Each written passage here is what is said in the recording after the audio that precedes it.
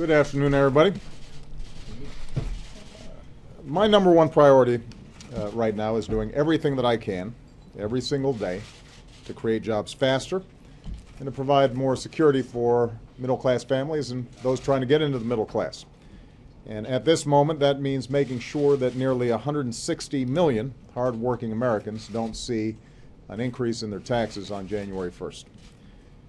A year ago at this time, both parties came together to cut payroll taxes for the typical American family by about $1,000. But as soon as this year ends, so does that tax cut.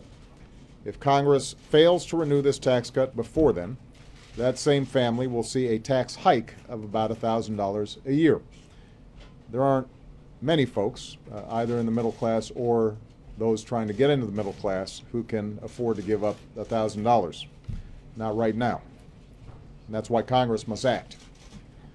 Although the unemployment rate went down last month, our recovery is still fragile. And the situation in Europe has added to that uncertainty. And that's why the majority of economists believe it's important to extend the payroll tax cut. And those same economists would lower their growth estimates for our economy if it doesn't happen.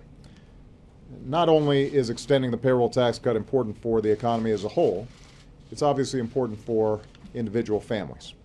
It's important insurance for them against the unexpected. It will help families pay their bills. It will spur spending. It will spur hiring. And it's the right thing to do.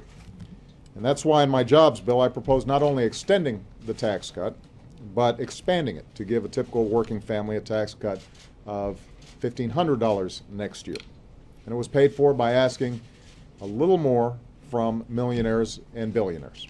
A few 100,000 people paying a little bit more could have not only extended the existing payroll tax cut, but expanded it. Last week, virtually every Senate Republican voted against that tax cut. Now, I know many Republicans have sworn an oath never to raise taxes as long as they live. How can it be that the only time there's a catch is when it comes to raising taxes on middle-class families? How can you fight tooth and nail to protect high-end tax breaks for the wealthiest Americans and yet barely lift a finger to prevent taxes going up for 160 million Americans who really need the help? It doesn't make sense.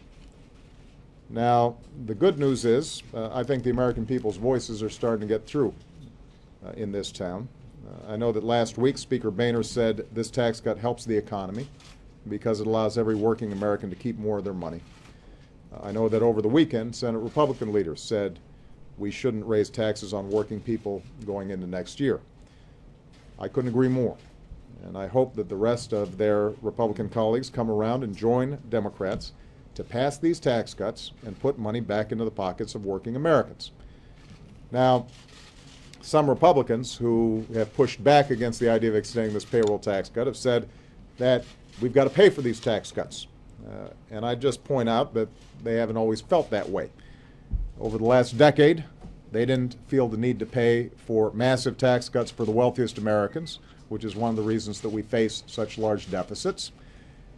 Indeed, when the Republicans took over the House at the beginning of this year, they explicitly changed the rules to say that tax cuts don't have to be paid for. So forgive me a little bit of confusion when I hear folks insisting on tax cuts being paid for. Having said that, we all recognize that we've got to make progress on the deficit, and I'm willing to work with Republicans to extend the payroll tax cut in a responsible way. What I'm not willing to do is to pay for the extension in a way that actually hurts the economy. As Americans are well aware, this summer I signed into law nearly $1 trillion in spending cuts, with another $1 trillion in cuts in the pipeline. And it would be irresponsible to now make additional deep cuts in areas like education or innovation or our basic safety net that are critical to the economy in order to pay for an extension of the payroll tax cut. We're not going to do that, nor are we going to undo the budget agreement that I signed just a few short months ago. Finally, with millions of Americans still looking for work, it would be a terrible mistake for Congress to go home for the holidays without extending unemployment insurance. If that happens, Then in January, they'll be leaving 1.3 million Americans out in the cold. For a lot of families, this emergency insurance is the last line of defense between hardship and catastrophe. Taking that money out of the economy now would do extraordinary harm to the economy. And if you believe that government shouldn't take money out of people's pockets, I hope members of Congress realize that it's even worse when you take it out of the pockets of people who are unemployed and out there pounding the pavement looking for work. We are going through what is still an extraordinary time in this country and in this economy. And I get letters every single day, and I talk to people who say to me, this unemployment insurance is what allowed me to keep my house before I was able to find another job. This is what allowed me to still put gas in the tank to take my kids to school. We cannot play games with unemployment insurance when we still have an unemployment rate that is way too high. I've put forward a whole range of ideas for reform of the unemployment insurance system, and I'm happy to work with Republicans on those issues. But right now, the most important thing is making sure that that gets extended as well. This isn't just something that I want.